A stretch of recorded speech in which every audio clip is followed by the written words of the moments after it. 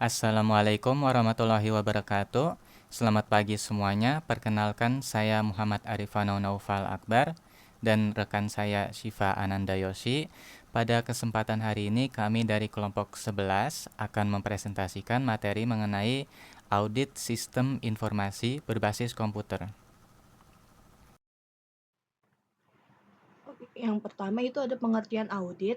Audit atau pemeriksaan dalam arti luas bermakna tentang evaluasi terhadap suatu organisasi, sistem, proses, atau produk. Pihak yang berkompeten, objektif, dan tidak memihak yang disebut auditor yang dapat melaksanakan audit. Audit itu menentukan apakah sistem informasi dalam komputer sudah dapat menjadi aset perusahaan, memelihara integritas data perusahaan, mendukung organisasi mencapai untuk tujuan secara efektif, serta menggunakan sumber daya perusahaan secara efektif. Menurut Romney sendiri, itu audit adalah proses sistematis untuk memperoleh dan mengevaluasi bukti terkait tindakan ekonomi untuk menilai kesesuaiannya dengan kriteria tertentu serta melaporkan hasilnya. Selanjutnya itu ada jenis-jenis audit. Yang pertama, audit laporan keuangan. Tujuan audit laporan keuangan itu adalah untuk menentukan apakah laporan keuangan secara keseluruhan itu telah dilaporkan sesuai dengan prinsip akuntansi yang berlaku secara umum, mendeteksi error atau misstatement material. Dan hasil dari audit laporan keuangan itu berupa laporan audit yang berisi opini audit atas laporan keuangan. Selanjutnya ada audit operasional. Audit operasional itu menilai efisiensi dan efektivitas kegiatan operasional. Kemudian mencakup struktur organisasi, proses komputer, produksi, dan pemasaran. Hasilnya itu berupa rekomendasi peningkatan operasi. Dan yang ketiga itu ada audit kepatuhan. Audit kepatuhan bertujuan untuk menentukan apakah pihak yang diaudit telah mengikuti prosedur, kebijakan, dan regulasi yang telah ditetapkan oleh badan atau otoritas yang lebih tinggi. Hasil dari audit kepatuhan itu berupa pernyataan temuan atau tingkat kepatuhan dan dilaporkan kepada pihak tertentu dalam unit organisasi yang diaudit. Selanjutnya itu ada ruang lingkup audit sistem informasi. Ada 5 area utama audit sistem informasi. Yang pertama itu ada audit infrastruktur teknologi informasi. Fokus pada perangkat keras, jaringan server, dan perangkat komunikasi yang menjadi fondasi berjalannya sistem informasi. Tujuannya Tujuannya adalah memastikan bahwa infrastruktur tersebut memiliki ketersediaan tinggi atau high availability, terlindungi dari kerusakan fisik maupun serangan eksternal, serta mampu mendukung kebutuhan bisnis. Yang kedua itu ada audit aplikasi. Audit pada aplikasi dilakukan untuk memeriksa validasi input, proses, dan output yang dihasilkan. Dan yang ketiga itu ada audit data dan informasi. Data sendiri merupakan aset paling berharga bagi organisasi. Audit pada aspek ini memastikan integritas, kerahasiaan, dan ketersediaan data terjaga. Hal ini meliputi mekanisme backup, recovery, serta perlindungan dari kebocoran data yang dapat merugikan organisasi secara finansial maupun reputasi. Yang keempat ada audit sumber daya manusia teknologi informasi. Misalnya itu kayak kompetensi staf, pembagian tugas, kepatuhan kebijakan, keamanan. Dan yang kelima itu ada audit proses dan tata kelola teknologi informasi. Aspek terakhir ini adalah audit terhadap kebijakan prosedur dan standar tata kelola teknologi informasi yang ditetapkan oleh organisasi. Audit ini biasanya mengacu pada framework internasional seperti COVID atau ITIL dengan tujuan memastikan bahwa teknologi informasi selaras dengan visi, misi, dan strategi organisasi. Ada referensi khusus dari ISACA. Yang pertama, itu terdapat beberapa area utama dalam ruang lingkup audit sistem informasi. Yang pertama ada General Controls. Itu pengendalian umum seperti kebijakan keamanan, pengelolaan jaringan, manajemen perubahan, dan kontrol fisik terhadap perangkat keras. Yang kedua ada Application Controls. Maksudnya pengendalian yang tertanam dalam aplikasi, misalnya validasi input, otorisasi transaksi, pemrosesan data, dan output report. Hmm. Selanjutnya ada tujuan audit sistem informasi. Pada slide ini bisa kita lihat tujuan utama audit sistem informasi yaitu memastikan bahwa sistem komputer yang digunakan perusahaan menghasilkan data yang akurat, aman, dan dapat dipercaya. Audit dilakukan untuk memastikan bahwa sistem komputer yang digunakan sama perusahaan itu berjalan dengan benar, memastikan data yang akurat dan sesuai dengan kebijakan serta prosedur yang berlaku. Auditor juga menilai apakah pengendalian internal seperti keamanan akses, pemrosesan data, dan dokumentasi sudah dilaksanakan dengan baik. Terus dari audit ini, perusahaan dapat manfaat yang lumayan besar. Perusahaan bisa mengetahui apakah proses teknologi informasinya udah efisien, apakah ada risiko seperti kesalahan pemrosesan atau kebocoran data, dan apa saja yang perlu diperbaiki. Dari audit inilah, manajemen bisa mendapatkan rekomendasi yang berguna untuk meningkatkan keamanan, kinerja sistem, dan kualitas informasi yang dihasilkan. Selanjutnya ada pengendalian internal.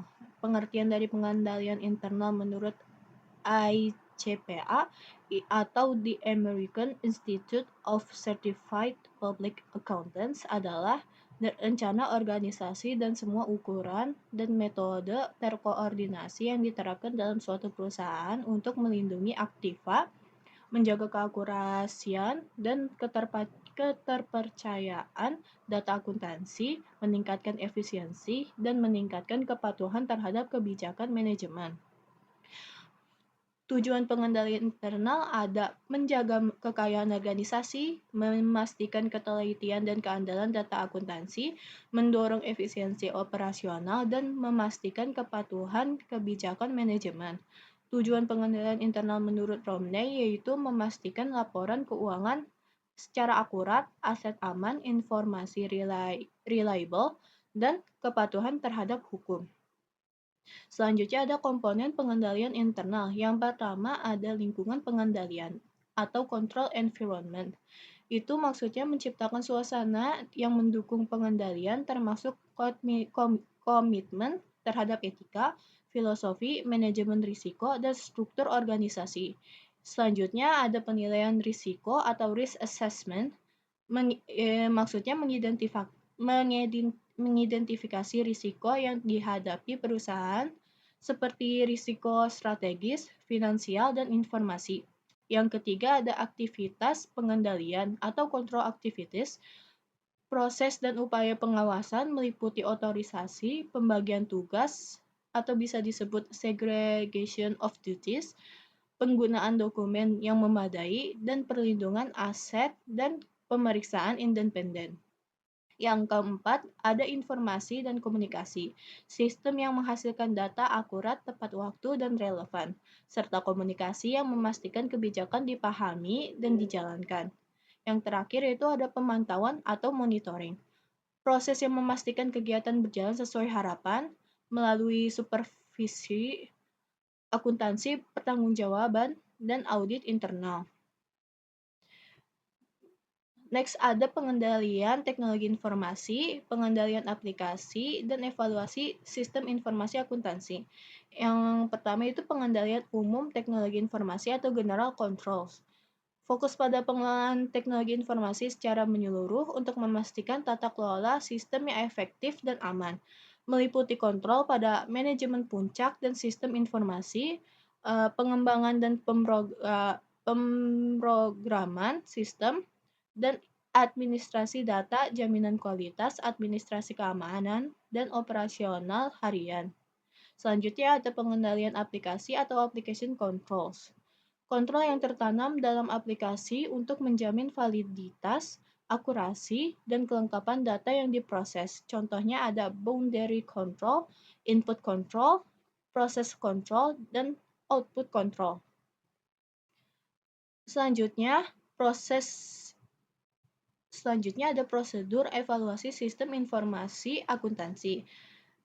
Maksudnya itu mengidentifikasi pengendalian aplikasi pada tiap proses bisnis, menilai keandalan input, semacam scanner OTP dan validasi, mengevaluasi integritas komputasi, memeriksa keamanan komunikasi secara enkripsi, menilai pengendalian database, memastikan integritas output, dan menganalisis risiko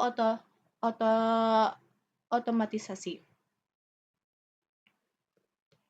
Selanjutnya ada kita masuk ke ruang lingkup audit operasional.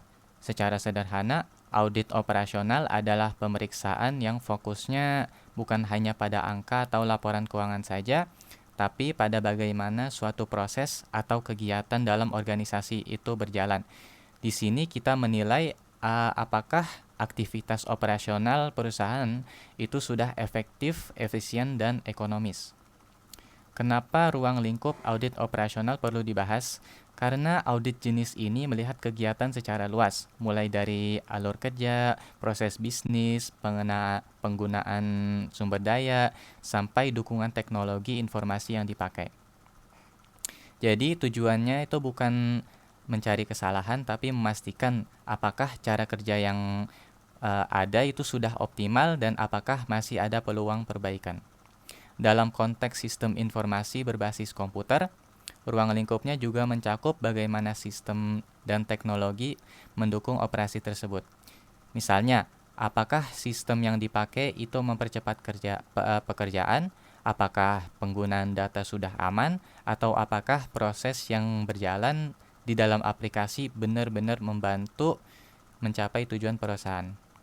Jadi intinya ruang lingkup audit operasional mencakup seluruh aspek yang berhubungan dengan pelaksanaan kegiatan sehari-hari, baik itu proses bisnisnya, sumber daya manusianya, hingga teknologi pendukungnya. Untuk memastikan bahwa semuanya berjalan dengan efektif, efisien, dan memberikan nilai tambah bagi organisasi. Selanjutnya ada prinsip dasar audit operasional. Yang pertama dari prinsip dasar adalah mandiri dan objektif. Artinya, auditor harus bekerja tanpa tekanan atau pengaruh dari pihak manapun. Penilaian yang diberikan harus berdasarkan fakta, bukan opini pribadi atau kepentingan orang lain. Yang kedua, audit operasional dilakukan dengan pendekatan yang sistematis dan terstruktur. Jadi, prosesnya mengikuti alur yang jelas, dari perencanaan, pengumpulan data, analisis, hingga menyusun rekomendasi. Terus selanjutnya, prinsip berbasis bukti. Setiap temuan auditor harus didukung bukti yang valid, baik berupa dokumen, catatan, wawancara, atau hasil observasi langsung. Ini penting supaya hasil audit dapat dipercaya.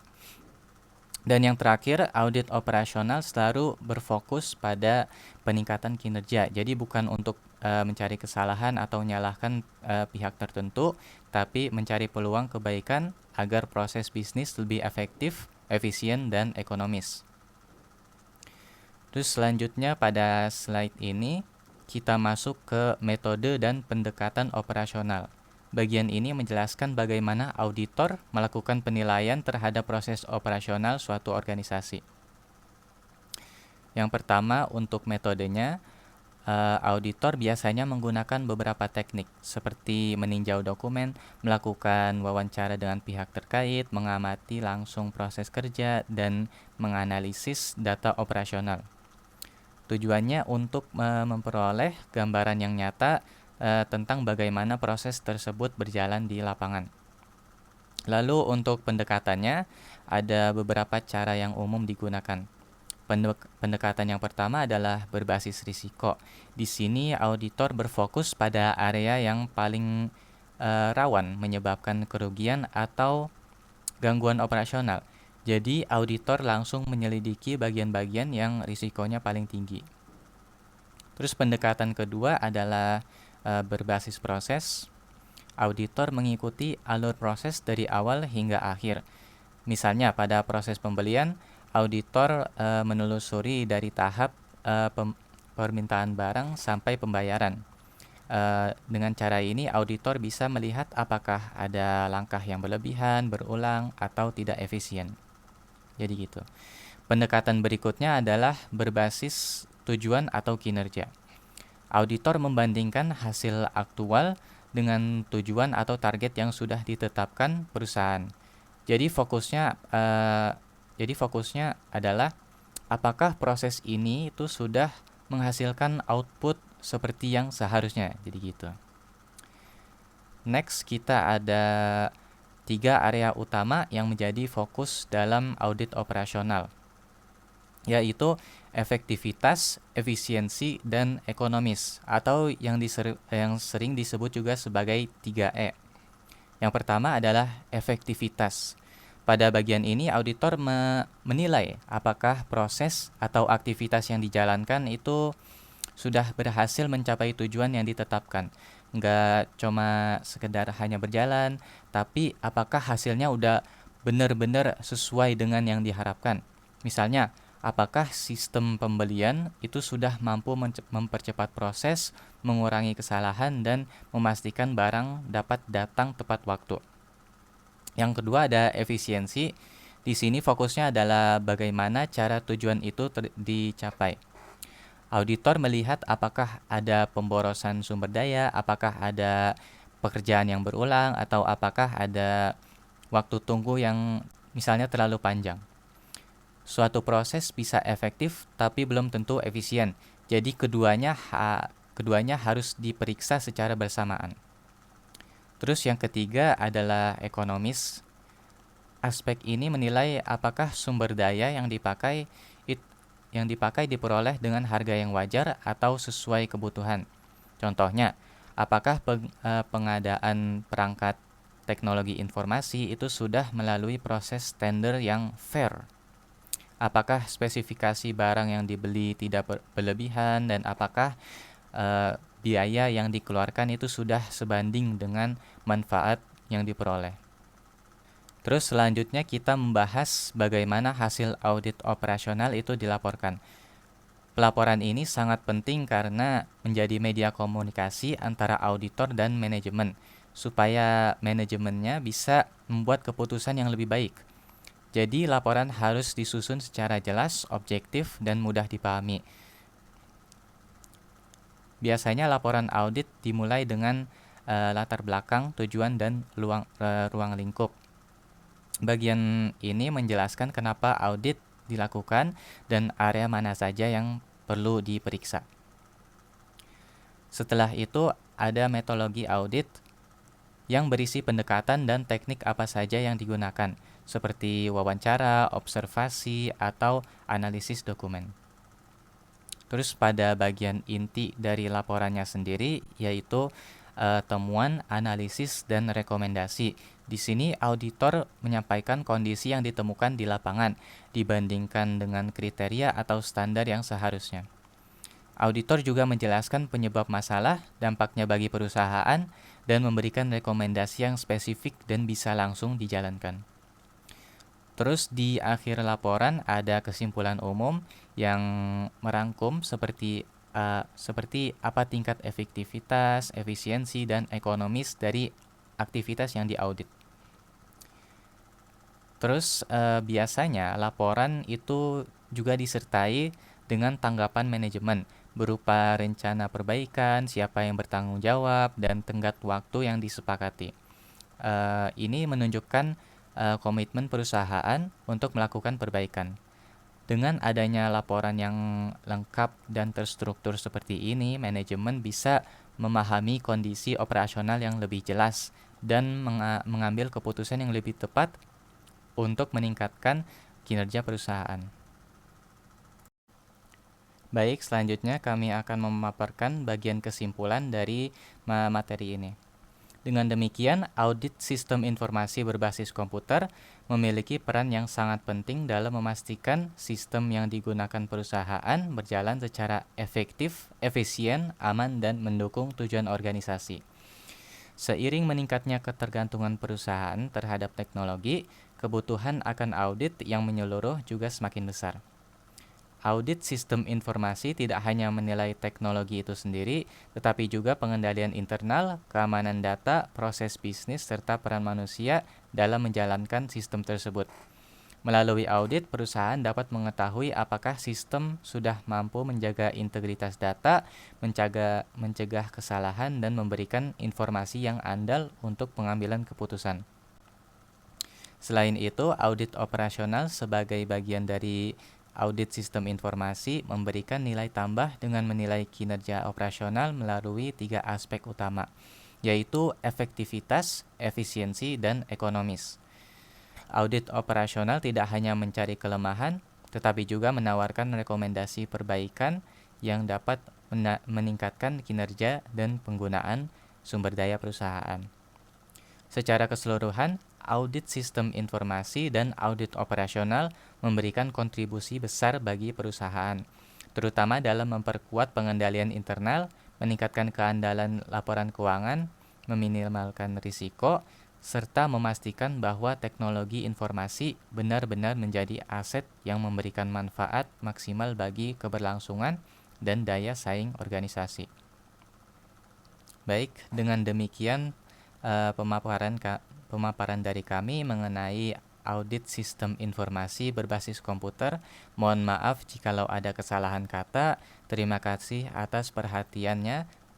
Wassalamualaikum warahmatullahi wabarakatuh.